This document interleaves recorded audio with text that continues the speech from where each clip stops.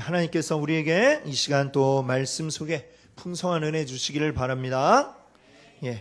자, 오늘 여러분과 함께 나눌 말씀 제목은요, 부요한 인생이라고 하는 제목으로 또 함께 은혜 나누고자 합니다. 요즘 날씨가 아직 덥기는 하지만 그래도 아침 저녁으로 많이 이제 선선해졌습니다. 그렇죠? 가을이 이제 한결 가까이 온 것 같은데요. 이 이제 가을의 길목에서 여러분의 마음을 촉촉하게 만들어드릴 시 한 수를 여러분께 먼저 읽어드리면서 오늘 말씀을 한번 시작해 보려고 합니다. 도종환 시인의 꽃 지는 날이라는 제목의 시입니다. 한번 들어보시기 바랍니다. 슬프지만 꽃은 집니다. 흐르는 강물에 실려 아름답던 날은 가고 바람 불어 우리 살에도 소리 없이 금이 갑니다. 사시사철 푸른 나무로 살고자 하던 그대를 소중히 여기면서도 그대에게 꽃 지는 날이 찾아온 것을 다행으로 생각합니다. 그대 이기고 또 지기 바랍니다. 햇살로 충만한 날이 영원하지 않듯이 절망 또한 영원하지 않습니다. 가지를 하늘로 당차게 뻗은 날만이 아니라 모진 바람에 가지가 꺾이고 찢겨진 꽃들로 처참하던 날들이 당신을 더욱 깊게 할 것입니다. 슬프지만 피었던 꽃은 반드시 집니다. 그러나 상처와 아픔도 아름다운 삶의 일부입니다. 이런 시인데 어떻습니까? 좋으시죠? 자, 이 시를 이렇게 읽어보니까 참 그 성경에 나오는 한 구절 생각이 나더라고요. 푸른 마르고 꽃은 시드나.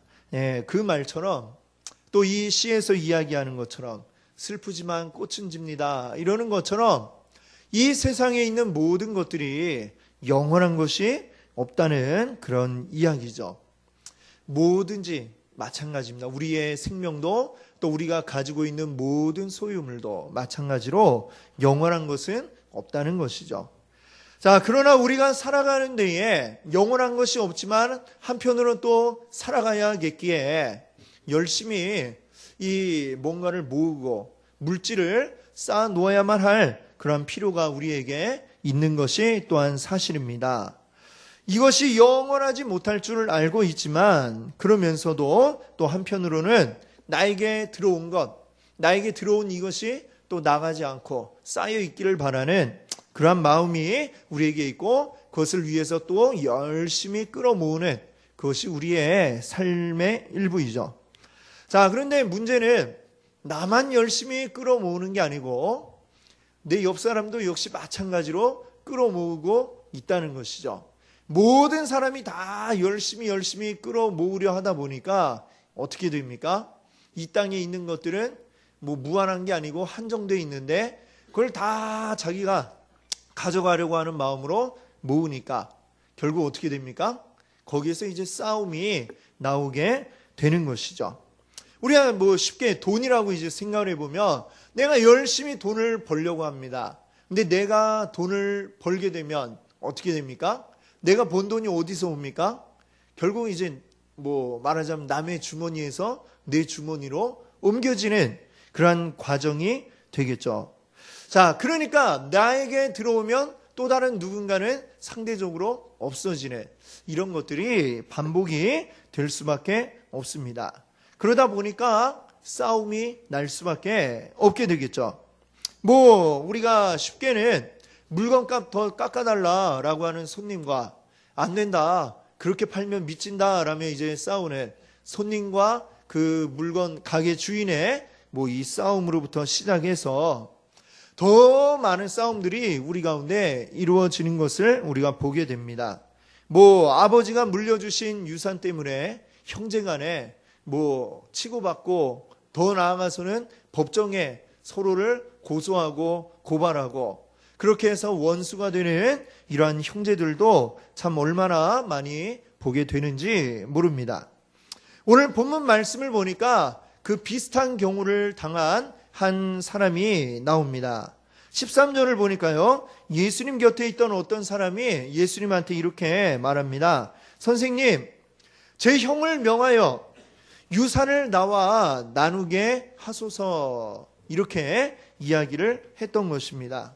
이 형과 얼마나 싸웠으면은 지금 예수님한테까지 와갖고 이런 부탁을 할까, 이런 생각을 해봅니다. 예수님이 무슨 재판관입니까? 이 유산 상속 비율을 정해주는 1대1 아니면 2대3, 5대5 이렇게 이 비율을 정해주는 재판관도 아닌데 이 사람은 얼마나 지금 막 가는 데마다 하소연을 하고 다녔겠습니까? 우리 형으로 하여금 제발 나한테 좀 돈 좀 더 주게 해달라고, 이 유산을 나와 더 나누게 해달라고 이렇게 얘기하다 이제는 예수님한테까지 와갖고 이야기를 하고 있는 것이죠. 자, 예수님도 그 얘기 들을 때에 얼마나 황당한 마음이 들었을까, 이런 생각이 듭니다. 자, 그 황당한 요구에 예수님이 대답하시기를 이렇게 말씀합니다. 15절에 보니까요, 모든 탐심을 물리치라. 사람의 생명이 그 소유의 넉넉한데 있지 아니하니라. 이렇게 말씀하고 있습니다. 예수님이 우리의 마음을 콕 집어서 이야기해 주시죠. 모든 탐심을 물리치라. 결국 돈 더 달라, 우리 형에게 더 나에게 주게 해주세요.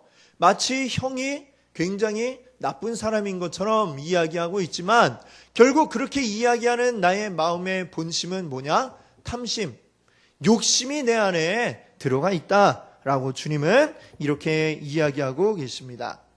뭔가를 더 가지고 싶은 마음, 뭔가를 더 소유하고 싶은 마음, 이것은 집착을 우리에게 가져오게 됩니다. 하나 가지다 보면 재미가 있어요. 더 가져야지, 더 끌어모아야지, 집착이 생깁니다. 그러다가 집착은 무엇으로 이어질까요? 중독으로 이어지게 됩니다. 결국 중독은 뭡니까? 병이죠, 병. 결국은 이 물질을 더 갖고자 하는 이 마음, 우리를 병들게 만든다라고 하는 것입니다. 자, 오늘날 많은 사람들이 이 심각한 중독 증세에 빠져 있다라고 하는 것을 여러분들 기억하시기 바랍니다. 오늘 말씀 가운데 나와 예수님에게, 우리 형에게 유산을 좀 더 나누라고 이야기해 주십시오 말하는 이 사람도 지금 중독 증세까지 보이고 있습니다. 자, 그를 향해서, 또 오늘날의 수많은 이 돈에 중독된 자들을 향해서 오늘 예수님이 재미있는 이야기를 하나 들려주고 계십니다. 한 어느 부자에 대한 이야기입니다. 예수님의 비유 가운데 나오는 이 부자 이야기를 이렇게 쭉 읽어보니까 그렇게 나쁜 사람 같지는 않습니다. 자세하게 설명이 나오진 않지만 이 이야기에서 풍기는 분위기는 남의 등을 쳐먹고 아니면 다른 사람들을 착취하거나 그렇게 해서 부자가 된 사람이 아닌 것으로 보입니다.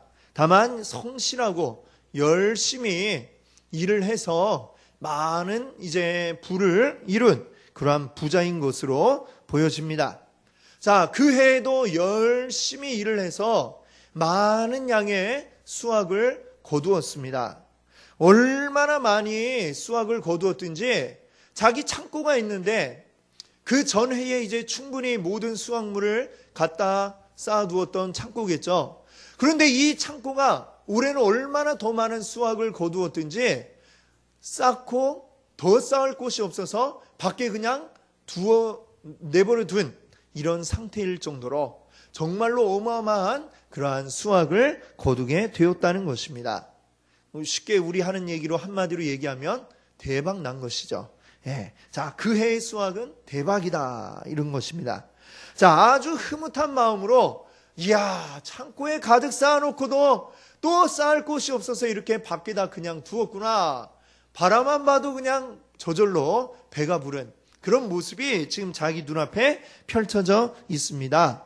그래서 이렇게 생각을 했습니다. 지금 나의 창고가 너무 작구나. 이 창고를 허물고 더 크게 지어야지. 그래서 이 모든 거 다 한꺼번에 쌓아둘 만큼 어마어마하게 큰 창고를 쌓아둬야지 라고 이렇게 생각을 했습니다. 자, 그뿐이 아닙니다. 이렇게 많은 수확을 거두도록 열심히 수고했던 자기 자신을 향해서도 이렇게 또 한마디 합니다. 그동안 일하느라고 너무 수고 많았어. 이러면서 자기 스스로에게 이야기를 합니다. 자, 이제 나 좀 쉬어도 돼. 이제 몇 년을 아무것도 안 해도 먹고 살 만큼 충분히 많이 벌어놨어. 이젠 좀 너 자신을 위해서 먹고 쉬면서 이제 좀 너 자신을 챙겨야지. 이렇게 이야기하면서 아주 흐뭇해하고 있는 그 모습이 보입니다. 자, 스스로에게 아주 대견스러워하면서 자랑스러워하면서 이제는 좀 쉬어볼까나 하면서 집으로 돌아가는 이 부자. 전혀 우리가 볼 때에 비난받을 만한 그런 모습은 전혀 보이지 않습니다. 법적으로나 윤리적으로나 잘못한 일이 아무것도 없습니다. 열심히 일하고 수고해서 그것으로 결과를 이루어낸 성공한 사람이 바로 이 부자입니다.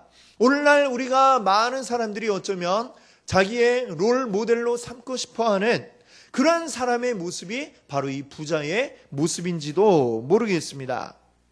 자, 여러분들, 2002년도에 영국의 심리학자 로스웰과 코언이라고 하는 사람들이 행복지수 공식을 만들어냈습니다.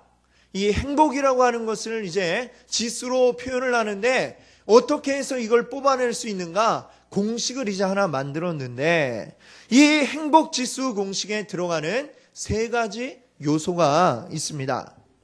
그 세 가지 요소는 뭐냐면 첫 번째는 개인적인 특성입니다. 개인적으로 그 사람의 어떤 인생관, 또 적응 능력, 그리고 그 사람의 어떤 일이 닥쳤을 때에 대하는 유연성, 이런 것들이 이제 개인 특성에 들어가게 됩니다. 자, 두 번째 요소는 뭐냐면 생존 조건입니다. 그 사람이 살아가는 데 필요한 것들, 건강이라든지 또 우리가 너무나도 좋아하는 돈, 또 인간관계, 이런 것들이 이제 그 두 번째 요소에 해당이 되어집니다. 또 세 번째 요소는 뭐냐면 보다 높은 차원의 상태. 그러니까 우리가 먹고 살만해지면 그 다음에 추구하게 되는 것, 이런 것들, 어떤 야망이라든지 그 사람의 자존심, 또 유머라든지 이런 것들이 이제 세 번째 요소에 들어가게 되는데, 자, 이 세 가지 요소를 이제 각각 이제 뽑아서 더해서 행복 지수라는 것을 이제 뽑아내게 됩니다. 그런데 그냥 단순하게 어떤 그 지수만 더하는 게 아니라 곱하기가 들어가는데요. 개인적인 특성, 이제 자신의 어떤 개인적인 인생관, 적응력 이런 것들은 그냥 곱하기 1. 곱하기 1을 하면 어떻게 됩니까? 그냥 그대로죠. 자, 근데 두 번째 요소인 생존 조건, 건강이나 돈 이런 거에는 곱하기 5를 합니다. 곱하기 5. 곱하기 5 해서 더해주고, 그 다음에 보다 높은 차원의 상태, 나의 야망, 자존심 이런 것들은 곱하기 3 해서 이제 더해주게 되는 것이죠. 그래서 이 행복지수 공식을 이제 쫙 이제 빼보니까 어떻게 됩니까? 개인적인 특성 더하기, 그 다음에 생존 조건 곱하기 5 더하기 보다 높은 차원의 상태 곱하기 3. 이렇게 해서 더해주면 행복지수가 나온다라고 이 학자들이 주장을 하게 된 것이죠. 그러니까 이 행복지수에서 제일 중요한 요소는 뭘까요? 다른 조건이 똑같다고 한다면 돈이 많으면 많을수록 곱하기 5니까 더 행복해진다. 이렇게 그 학자들이 이야기를 한 것입니다. 그만큼 사람들이 일반적으로 뭘 제일 중요하게 생각한다는 거예요. 행복의 조건으로 돈, 건강 이런 것들을 굉장히 중요하게 생각하니까 여기에 곱하기 5를 해 주었다. 이렇게 볼 수가 있습니다. 자, 오늘 예수님의 그 말씀에 나왔던 이 부자, 굉장히 많은 수확을 거둔 이 부자 어떻습니까? 적어도 다른 사람들보다 5배는 더 행복할 수 있는 조건을 지금 딱 갖추어 놓은 것입니다. 그렇죠? 그러니까 얼마나 그걸 바라보면서 행복해야 합니까?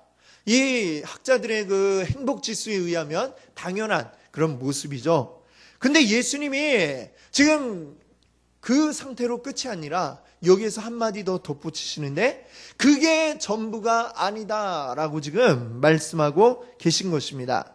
물질이 넉넉하다면 가진 것이 없어서 힘들어하는 이것보다는 당연히 더 좋겠죠. 좋은 일이지만 그러나 그것만으로 당신이 행복해질 것이다 라고 이렇게 생각한다면 그것은 착각이라고 예수님은 말씀하고 계신 것입니다.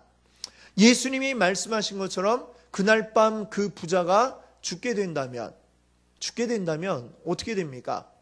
열심히 수고하고 애써서 1년 동안 죽을 고생을 해서 잔뜩 벌어놨는데 그걸 바라보고 이제 쓸 일만 남았어 생각했는데 그냥 그러다 덜컥 죽어버리게 되면 그가 벌어놓은 이 모든 것들이 다 결국 무엇을 위한 게 됩니까? 이제 나는 앞으로 행복할 거야 했는데 행복을 누리는 시간이 불과 12시간도 되지 않는다면 이게 과연 무엇을 위해서 일했던 것이냐라고 하는 것입니다. 요즘 제가 읽은 책 가운데에 메타생각이라고 하는 책이 있습니다. 메타생각.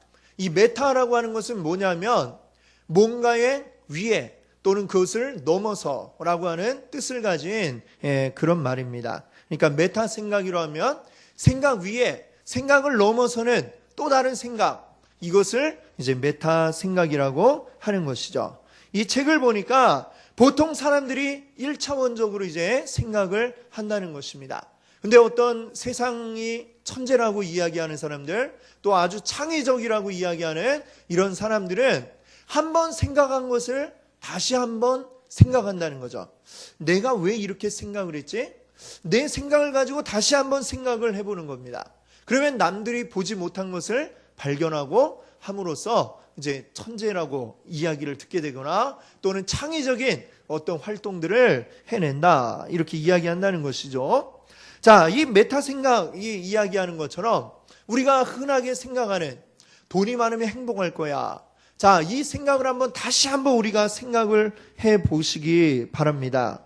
이 오늘 본문에 나왔던 부자처럼 돈을 열심히 벌고 많은 수확물을 거두어놨는데 그러니까 나는 이제 행복해라고 하는 그 생각, 과연 나는 왜 그렇게 생각을 하고 있을까? 왜 돈이 많으면 나는 행복할 거라고 생각을 할까? 한번 생각해 보십시오. 그 이유가 과연 무엇인지, 진짜 그게 이유가 있어서 내가 그렇게 생각을 하고 있는 것인지, 아니면 다른 사람들이 다 그렇게 생각하니까 나도 그렇게 생각하고 있는 것인지 한번 우리가 진지하게 생각해 볼 수 있기를 바랍니다. 아프리카에 가면 그 아프리카 영양 종류 가운데 스프링벅이라고 하는 이 동물이 있습니다. 스프링벅. 근데 이 스프링벅은 뭘로 유명하냐면 자살하는 영양으로 유명합니다. 왜 이렇게 자살을 하느냐? 절벽에 수천 마리가 막 뛰어가고 그냥 막 뛰어내린다는 것이죠. 근데 학자들이 도대체 이 애들이 왜 이럴까? 이유를 알지 못했는데 이제 최근에 연구 결과에 밝혀진 바에 의하면 이 스프링벅이 그냥 뛰는 게 아닙니다. 처음에는 어떤 스프링벅 한 마리가 뭐에 놀란지 모르지만 깜짝 놀라갖고 막 뛰기 시작을 합니다. 그러면 그 옆에 있던 스프링벅들도 덩달아서 같이 쫓아서 막 뛰기 시작을 하는 거야. 그러면 어느새 그 한 무리의 스프링벅이 죄다 그냥 이유도 모른 채 그냥 덩달아서 막 뛰기 시작을 합니다. 막 달리다 보면 어느 순간인가는 길이 끊어지고 낭떠러지가 그 앞에 나타나죠. 맨 앞에 섰던 스프링벅이 안 되겠다 서야지 하지만 이미 그때는 때가 늦었습니다. 뒤에서 그냥 때를 지어갖고 막 밀고 오니까 이거 멈추지도 못하고 계속해서 그때부터는 밀려서 절벽에서 떨어져서 다 죽고 마는, 이게 지금 스프링벅의 그런 모습이라고 합니다. 마치 우리 사람의 모습이 그 스프링벅과 비슷한 것 같습니다. 우리도 이거 왜 벌어야지? 왜 이렇게 내가 돈을 열심히 벌어야 되지? 이유를 알지 못한 채 그저 그냥 열심히 남들 보니까 나도 많이 벌어야 될 것 같아. 나도 부자 돼야 될 것 같아. 열심히 벌죠. 버는데 왜 벌어야 되는지 이유도 모르고 막 무작정 달려갑니다. 달려가다가 맨 마지막에 우리의 결론은 그러다가 죽는다. 이게 우리의 결론인 것이죠. 자, 분명히 우리 삶에 돈이 필요가 없는 것은 아닙니다. 우리가 이 세상 살아가려면 돈이 필요하죠. 그것도 많이 필요합니다. 그렇죠? 예. 자, 그러면 어쩌란 말이냐? 지금 여러분이 저에게 질문을 하실 것 같아요. 오늘 본문 21절에 그 힌트가 나와 있습니다. 21절을 보십시오. 자기를 위하여 재물을 쌓아두고 하나님께 대하여 부요하지 못한 자가 이와 같으니라. 아멘. 자, 그렇습니다. 그날 밤 죽을 줄도 모르고 열심히 수확한 것을 거둔 것을 보며 좋아하던 이 부자를 뭐라고 표현하고 있습니까? 21절이요. 첫 번째는 자기를 위하여 재물을 쌓아두었다. 이렇게 이야기합니다. 또 두 번째는 뭡니까? 하나님께 대하여 부요하지 못했다라고 이렇게 이야기를 하고 있습니다. 자기 자신을 위해서 열심히 재물을 쌓아둔 이 사람, 자기 자신에 대해서는 부요한 것처럼 이렇게 느꼈을지 모르지만 하나님께 대해서는 전혀 부요하지 못한 자였다. 이렇게 이야기합니다. 하나님께 대해서 부요하지 못한 이 사람, 결국은 어리석은 자라고 이렇게 불려지게 되는 것입니다. 지혜로운 하나님의 자녀들은 나에 대해서 부요한 게 아니고요, 하나님께 대하여 부요해야 할 줄로 믿습니다. 하나님께 대해서 부요한 자들은 자기 자신을 위해서 재물을 쌓는 자가 아니라 하나님을 위해서 재물을 쌓는 사람입니다. 하나님을 위해서 재물을 쌓는다는 것은 무엇일까요? 우리 마태복음 25장에 보면 달란트의 비유가 나옵니다. 어떤 주인이 자기 종들에게 많은 양의 돈을 맡기고 먼 곳으로 볼일을 보러 떠납니다. 각각 금 5달란트, 또 2달란트, 1달란트씩 맡겨주고 떠나갑니다. 주인이 멀리 떠났을 때에 그 종들이 어떻게 합니까? 5달란트, 2달란트 받았던 이 종들은 주인이 맡겨준 것을 가지고 나가서 열심히 또 일을 했습니다. 그래서 5달란트 처음에 받았던 사람은 5달란트로 일해서 또다시 5달란트를 더 벌게 되었습니다. 2달란트 받았던 사람은 그것으로 일을 해서 또 2달란트를 더 벌게 되었습니다. 곱빼기에 이윤을 남기게 된 것이죠. 자, 그리고 주인이 돌아왔을 때에 그 이윤을 남긴 것까지 다 해서 그 주인에게 드리죠. 이것이 무엇입니까? 이것이 곧 하나님을 위해서 쌓는 것이다 라고 하는 것을 우리가 기억할 수 있기를 바랍니다. 여러분들, 내가 가진 거 왜 이거 다 하나님 앞에 드려야 됩니까? 이렇게 이야기하시면 우리가 한번 생각해 보십시오. 여러분이 가지고 있는 것, 이게 정말 내 것인가? 내 것일까요? 우리가 여러분들 태어나실 때 뭐 돈 10,000원이라도 들고 태어나신 분 있으시면 한번 손들어 보십시오. 예, 아무도 없을 겁니다. 이 중에 아무도 없어요. 10,000원은커녕 10원짜리 하나도 가지지 못하고 심지어는 입을 옷도 없어서 맨몸으로 태어난 게 우리들 아니겠습니까? 그런데 어떻습니까? 그래도 우리가 지금은 뭐 이렇게 아주 그냥 괜찮은 옷 한 벌씩은 그래도 다 있고 주머니에 10원도 없을지라 할지라도 그렇지 않습니까? 그 정도라도 우리가 누릴 수 있는 게 다 무엇입니까? 하나님께서 우리에게 허락하셨기 때문에 우리가 지금 이 모든 것들을 누리고 있는 줄 믿습니다. 하나님은 우리에게 이 물질을 맡겨주신 것이죠. 맡겨주셨습니다. 우리는 그 맡겨주신 것을 관리하는 청지기라고 하는 것을 여러분들 기억하시기 바랍니다.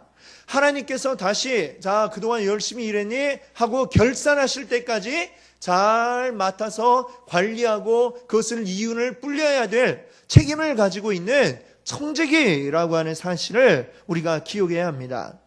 내가 나를 위해서 재물을 쌓아둔다면 원래 내 게 아닌데 그걸 내 거로 만드는 거니까 우리가 그런 걸 사회에서는 뭐라고 이야기합니까?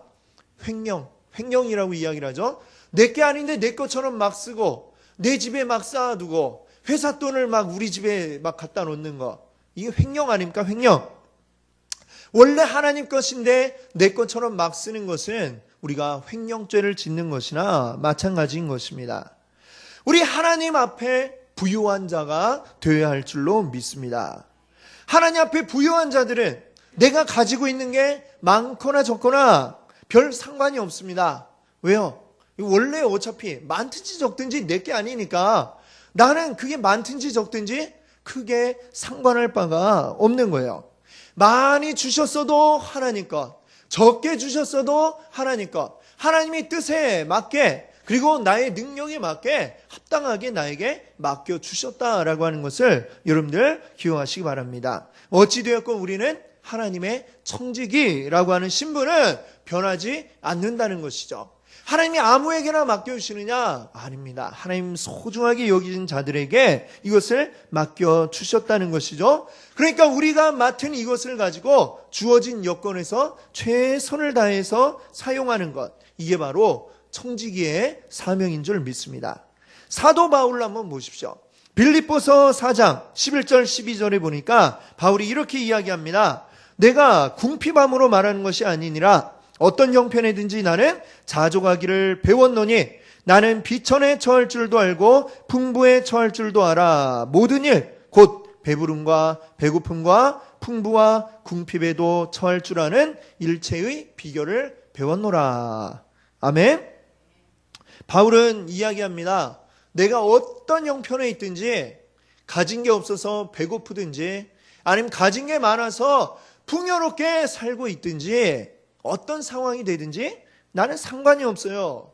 어떤 상황이든 처하든지 내가 잘 그것을 사용할 수 있는 일체의 비결을 제가 가지고 있습니다. 라고 이렇게 이야기하고 있는 것입니다. 그 비결이 뭡니까?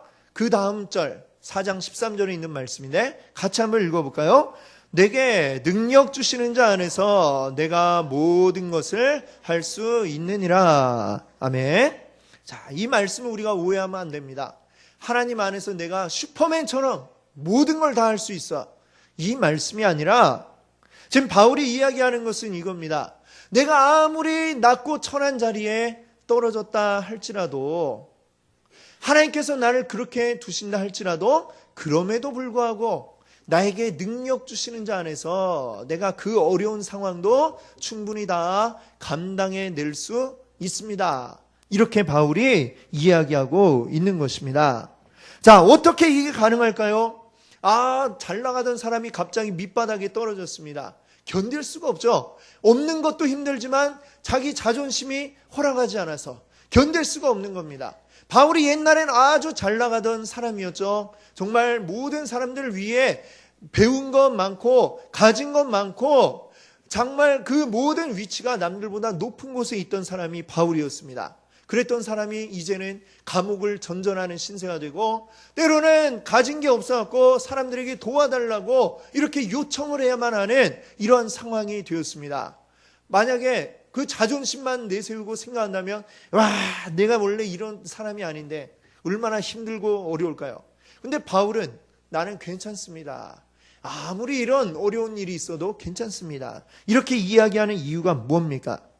바로 자신이 하나님의 청지기라고 하는 것을 알고 있기 때문입니다.